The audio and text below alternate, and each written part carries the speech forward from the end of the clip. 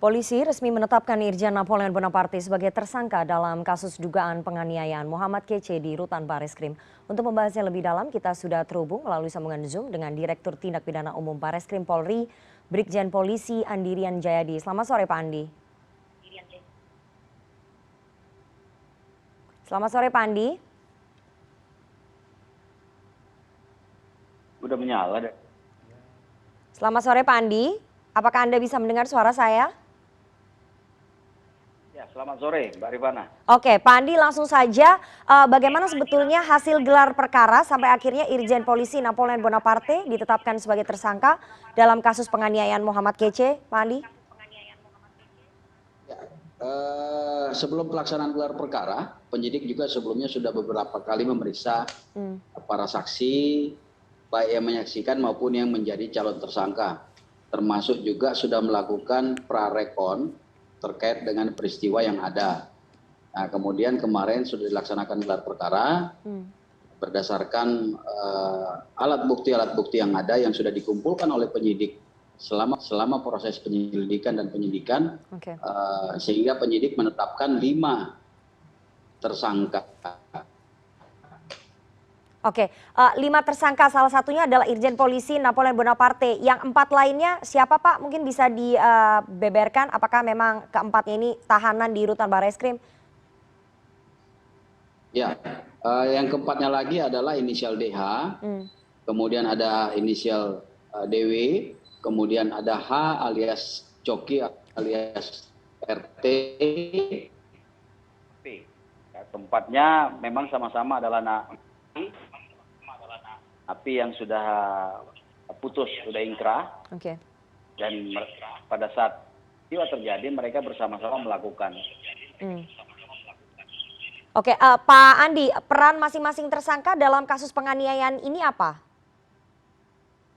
Iya, jadi berdasarkan prarekon yang dilakukan beberapa hari yang lalu oleh penyidik, terungkap bahwa peristiwa 170 atau pengeroyokan itu berbeda tempus dengan peristiwa penganiayaan. Peristiwa pengeroyokan itu sendiri terjadi pada pukul 1 dini hari tanggal 26 Agustus, sedangkan peristiwa penganiayaan yang dilakukan oleh saudara NB terhadap korban MK itu dilakukan sekitar pukul 15.00 pada hari yang sama.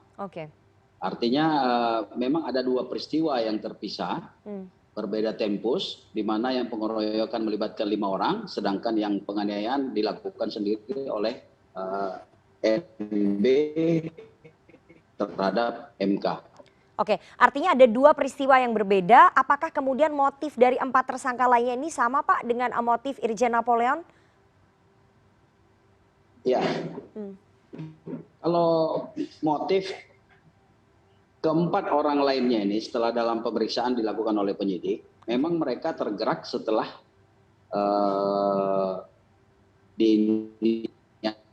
diinisiasi oleh tersangka NB, di mana dari proses rekonstruksi, prarekonstruksi ditemukan fakta bahwa yang mendahului melakukan pelumuran, kemudian diikuti dengan pemukulan terhadap korban MK ini oleh tersangka NB.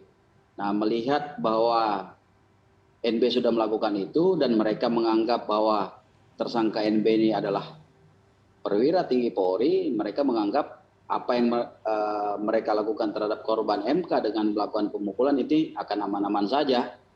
Oleh karena itu mereka ikut melakukan pemukulan. Artinya mereka terprovokasi atas apa yang dilakukan oleh Irjen Napoleon Bonaparte, begitu Pak Andi? Bisa disimpulkan begitu Pak? Ya, memang tersangka ini juga sebelum terjadi pengeroyokan itu memang diajak oleh tersangka MB untuk menemui korban di kamar selnya.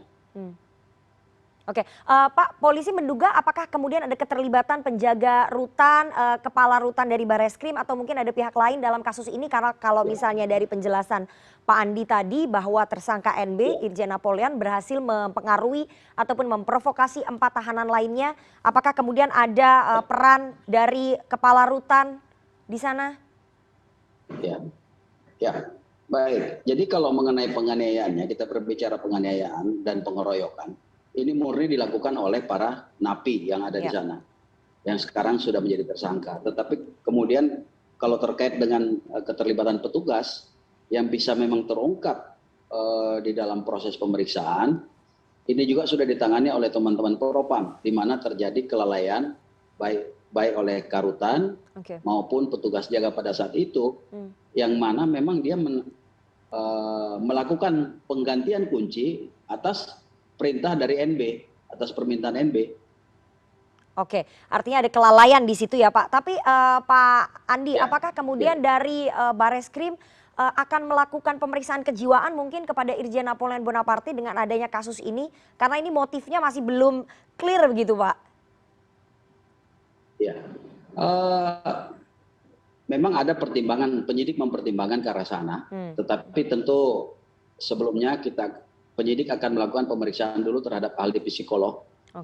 Ahli psikolog, apakah dengan peristiwa-peristiwa ini di mana ada fakta-fakta yang kita temukan, di mana saudara NB pada awalnya di dalam proses pemeriksaan klarifikasi itu mengakui bahwa dia seluruhnya melakukan itu, tidak ada orang lain. Nah kemudian pada saat menyadari bahwa ternyata penyidik tidak terpengaruh dengan pengajuan pencabutan laporan oleh korban MK, kemudian dalam keterangan pada saat pemeriksaan pada status saksi terlapor, itu semuanya dibantah.